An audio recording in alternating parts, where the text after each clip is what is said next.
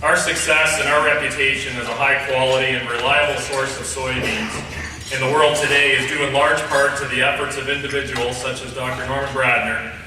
His dedicated efforts, achieved with great humility, played a very pivotal role in the development of the soybean industry in Canada. In many ways, Dr. Bradner is the father of private soybean breeding in this country.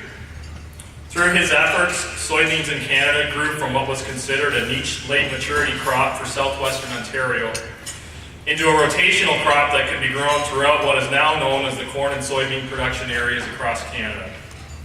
His efforts meant that soybeans became an option, not only for producers in many areas of this country, but also for producers in other parts of the world, including most notably Western Europe and countries like France, Austria, Italy, Germany, stretching out to Czech Republic, Switzerland, and other countries where Dr. Bradner's varieties have been grown over the years.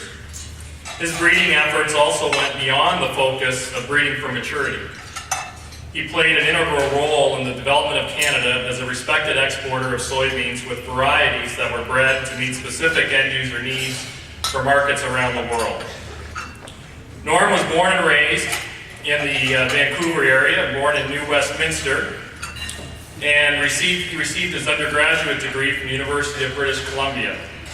He then went on to receive a graduate degree and then received his PhD from Oregon State University in 1962, where he focused on the effect of endemic pollinators of alfalfa.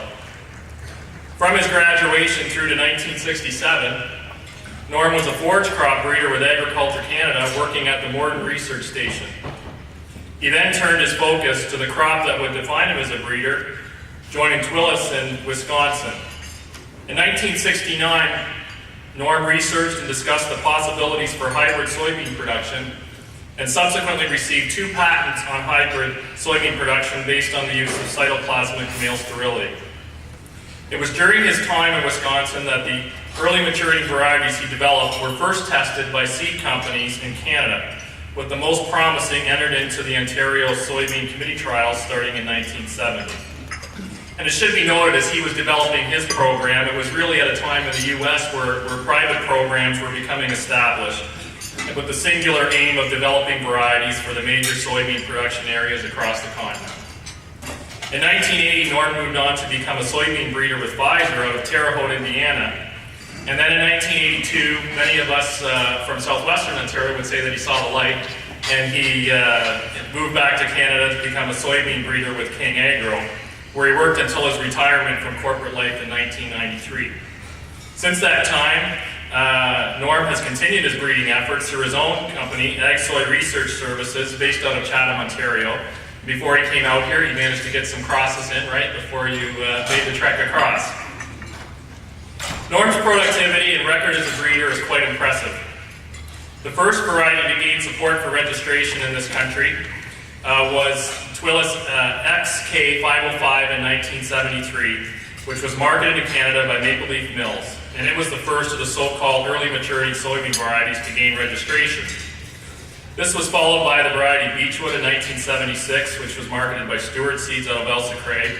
And in 1977, Viking was registered through W.G. Thompson's, and then Dawn, which was marketed through United Cooperatives of Ontario.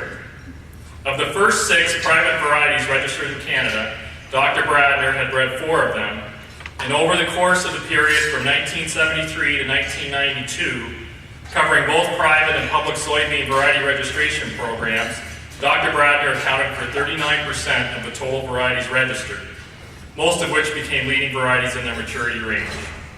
12 of his varieties in this time period to 1992 were also tested and marketed in Europe, including varieties such as KG30s and KG41s, and 41s are still in production today. Included in this number are varieties that were developed specifically for food-grade export markets and for the tofu and the natto markets in particular.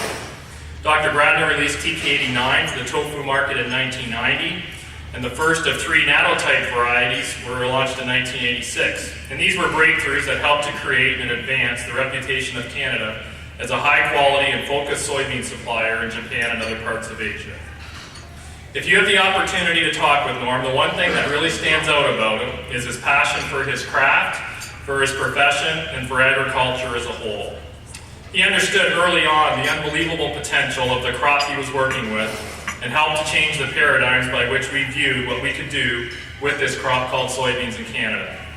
So with that, I'd like to present to you our recipient of the 2010 Canadian Plant Breeding and Genetics Awards, Dr. Norm Bradner. And I just want to, before you applaud, I also want to note that Norm is accompanied today by his sister Pat and husband Joe Erickson, who have come up from 100 Mile Post, right? Is that close? 5 hours north of here. And also say that fortunately Norm's wife could not make it today, but we'd like to congratulate Norm on your achievement, your lifetime achievement, and appreciate your efforts on behalf of the industry. Thank you, Steve. That was beautiful. I couldn't have done it any better. I'd like to be sure and thank the CSTA board for selecting me for this honor. Something that plant breeders just love to hear. Also, many thanks to friends and colleagues who helped prepare the information. I know they spent a lot of time getting a lot of this information together. I would be remiss, of course, to give special thanks to my wife, Anne, who has stood by me all these years. And I know she had to put up with me coming in from the fields and saying, "Oh, you should have seen that plant I had today." She said, "Oh, that's nice." No, not really. She stood beside me and she said, "Norm, it sounds fantastic." I'm sure that many people wonder when this senior guy is going to retire. I don't plan to retire. Not until I'm at least 90. Of course, that's many years from now. I'm having too much fun, really, walking through the plants and seeing a variety that comes up to my shoulder and bean pods, you know, up from top to bottom. Fantastic. That gets me really excited. When she comes to the field, she sometimes doesn't have to look to see where I'm at, she just has to listen. Oh, Norm's up there talking to the soybeans.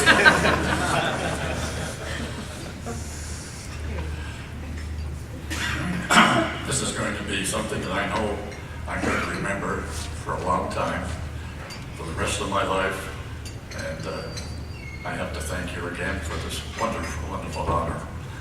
Thank you. This is gorgeous. I've got a spot for this. Right on top of my desk. I'll see it every day that I'm working down there. Beautiful. Thank you so much. It sort of reminds me of, you know, these fellows that win these